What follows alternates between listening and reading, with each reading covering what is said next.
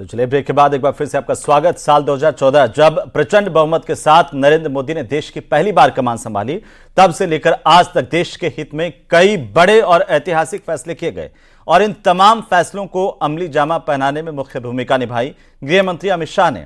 विपक्ष के हर सवाल का जवाब दिया और लोगों में फैलाए गए भ्रम को दूर भी किया। अब वक्फ संशोधन बिल जब लोकसभा में पास हुआ, तब भी अमित शाह संसद में फ्रंट फुट पर दिखाई दिए। मोदी सरकार में लिए गए बड़े फैसलों पर अमित शाह ने किस तरह से मोर्चा संभाला, ये खास रिपोर्ट देखिए। हम बिल्कुल मानते हैं कि जो हमने कहा है वो हमने कर। शोर शराबा कर आप मुझे चुप कर दोगे कि जम्मू एंड कश्मीर के पीएको को आप भारत का हिस्सा नहीं मानते हो क्या? एग्रेसिव ना हो, जान दे देंगे इसके लिए। क्या बात कर रहे हो आप? एग्रेसिव होने की क्या बात कर रहे हो? जान दे देंगे इसके लिए।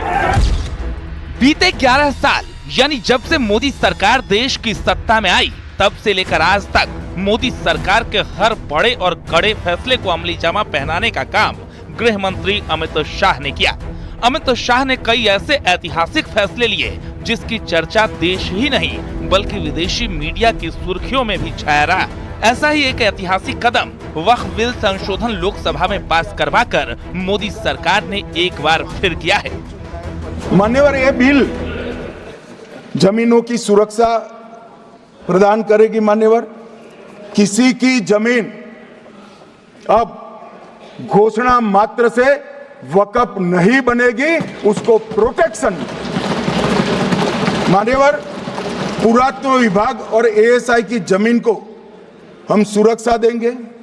आदिवासी भाइयों की शेड्यूल 5 और शेड्यूल 6 की जो जमीन है वो सुरक्षित हो जाएगी। निजी संपत्ति जो आम नागरिकों की है वो भी सुरक्षित हो जाएगी और वक्फ करने के लिए स्वामित्व को दान तो साहब अपनी संपत्ति का ही कर सकते हैं, गांव की संपत्ति का दान नहीं कर सकते।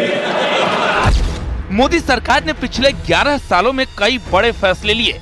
सबसे पहले मुस्लिम महिलाओं को 3 तलाक से आजादी दिलाई, बहुविवाह और हलाला प्रथा को खत्म किया, नागरिकता संशोधन अधिनियम यानी CAA लागू किया, कश्मीर से धारा 370 खत्म, वक्फ बोर्ड संशोधन बिल लोकसभा में पास।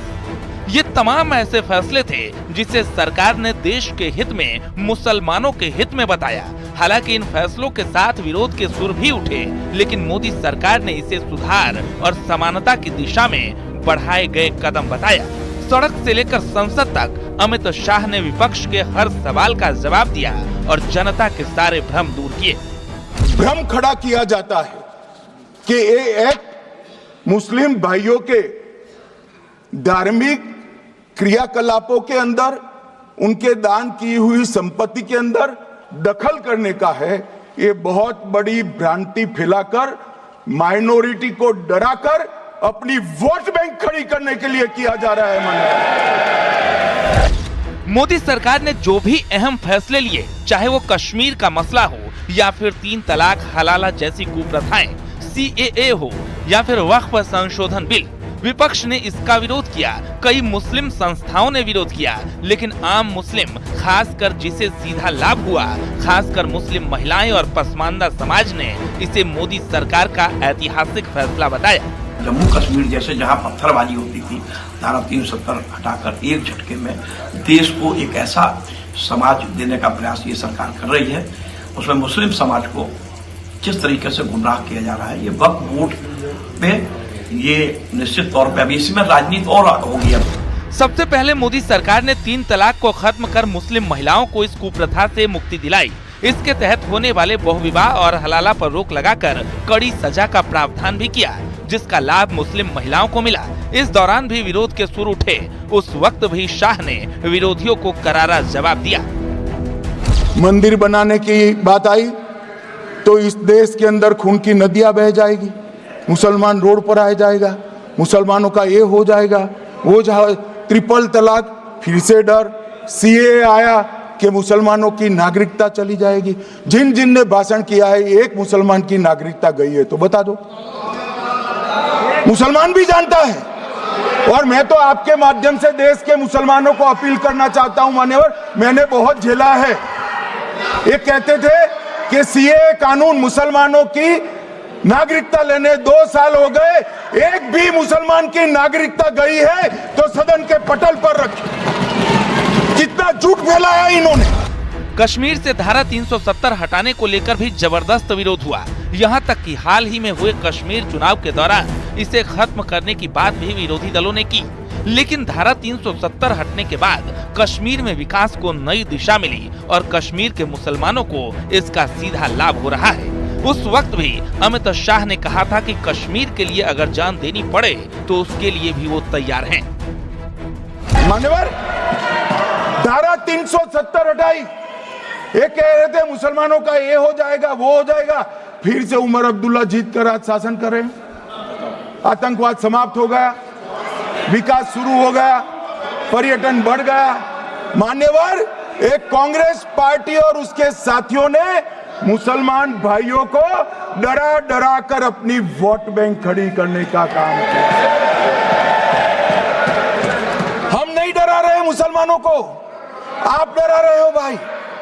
आप कह रहे हो ये हो जाएगा, मैं कहता हूं इस देश के नागरिक को किसी भी धर्म का हो कोई आंच नहीं आएगी। मान्यवर, ये नरेंद्र मोदी सरकार का सही।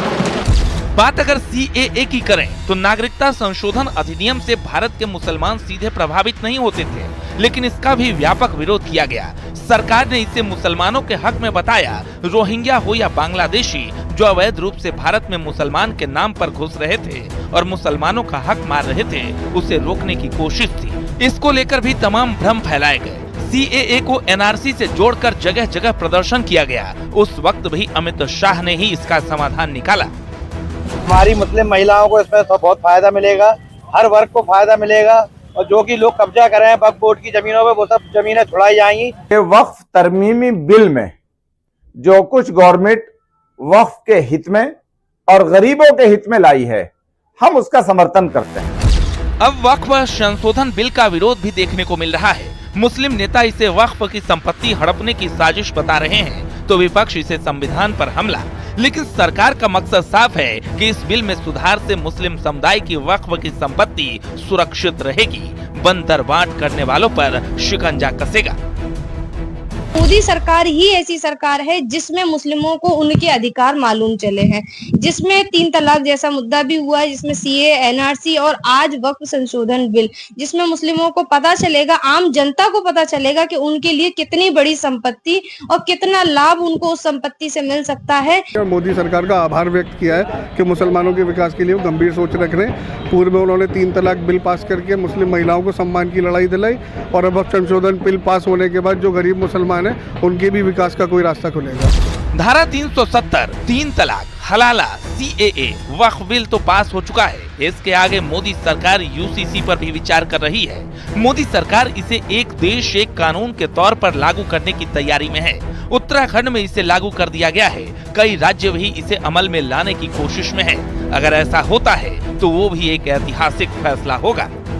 Bureau report, news 18। कश्मीर भी हमारा है, नॉर्थ ईस्ट भी है। राम का चरित्र और राम ये देश के जनमानस का प्राण है। जान दे देंगे इसके लिए। क्या बात कर रहे हो आप?